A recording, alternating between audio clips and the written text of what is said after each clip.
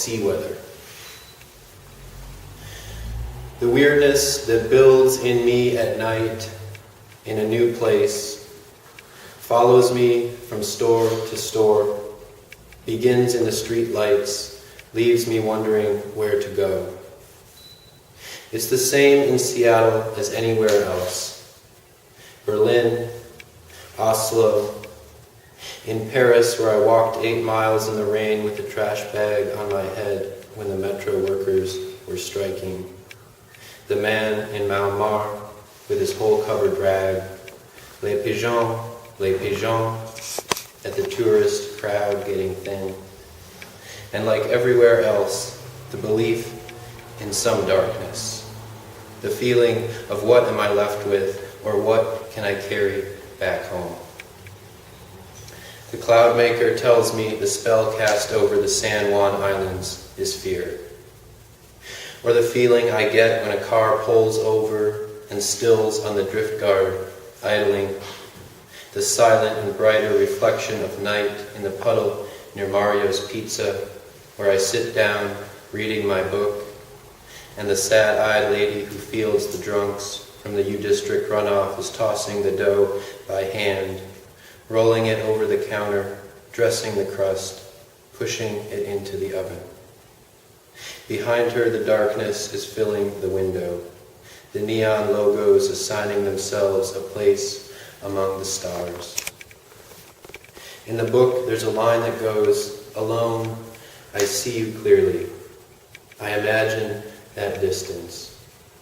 And then in the train station, slumped in a bench near the pop machines, trying not to fade into sleep, I can feel that weirdness inside me receding. The ticket man kicking me out for the night. The new rain making it clear.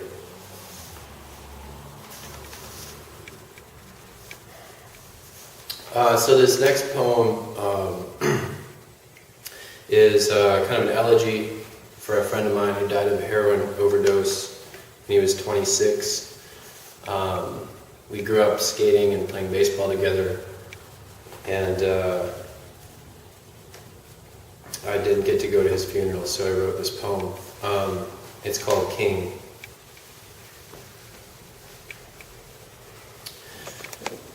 I go to the guardrail, looking out over the sea foam, looking out over the salmon heads breaking the waves, muscling back to the place of their birth, trapped in the floodlights, failing to leap up the dam.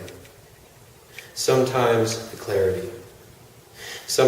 clarity and night river steaming, time standing still in its permanent memory, flies in the backwater gathered to feed on the skin, the smell of the ocean, the waters combining with other more powerful waters, riding away from whatever would save them, knowing the other direction is pointless and not worth suffering through. What holds us together, but also what trembles. The first time you look at an actual lion, pacing the length of its cage. The small, irreversible ink stain breaking the face of whatever we skate on. Slumped in a bed at the budget host inn, your pulse gone flat, no sweat, no resistance, no steam on the handheld mirror they tested for breath. The day you were found, I watched ducks float down on the glass-like river in pairs, drifting together in multicolored light, leaving small, growing trails behind them. At first, I thought only the lights were alive.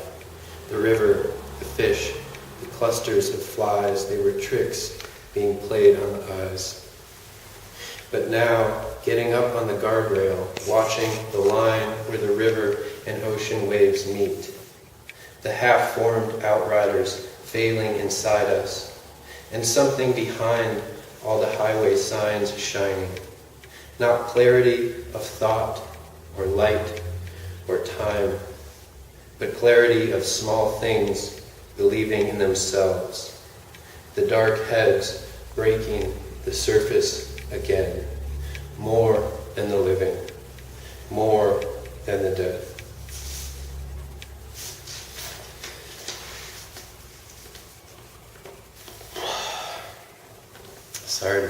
such heavy poems. So this next poem is, well, I wrote it because I had this friend who was always talking about PowerPoints. And what he meant by that was like places that he would go to gain power from the universe. He would go to like the top of a mountain and meditate and harness energy, right? But his places were always like these epic, grand places. You know, surging waters, and grand vistas and stuff. And so I wrote this poem because I liked that idea, but I was trying to think of a place that I would go maybe to harness a different kind of energy, maybe to grieve, maybe to harness a kind of empathy rather than power. So this is called Cabacona Lake. I went to a place where the wind had died, where the sun was resting its heaviest light on the clouds, where the water was perfect and looked like glass. What was the point of forgiveness, those years of forgetting your face? The ducks went down, the sky got dark, the stars came out and circled away from themselves. I was crazy to think so many of them exist. Wandering dirt roads and beet fields at sunset, sleeping in shelters I built out of sticks, out of pine boughs and duct tape and sections of tarp, boat houses, rooftops of downtown cathedrals, black clouds above me, the shadows of mountains, like mountains of darkness themselves. In Paris, I slept in the Rodin garden. The fountain turned off. The pigeons disappeared to their quiet corners and bushes. I stayed up most of the night, afraid to sleep, doing my crosswords, listening closely for sounds. There was one night I heard a couple make love. They were next to a tree, right there on the grass. Her breath made me shake. It was full of so much life. For the next few days, I could hear it in every word I said. It's October now. Leaves turning orange, red, brown. Leaves raked in piles on boulevards. Leaves packed in storm drains. Leaves crumbled up in the street. Costumes have gone up in windows downtown. Pumpkins are piled on hay bales outside the Safeway. Above me, an arrow of geese flies off, riding trade winds from Vancouver Island.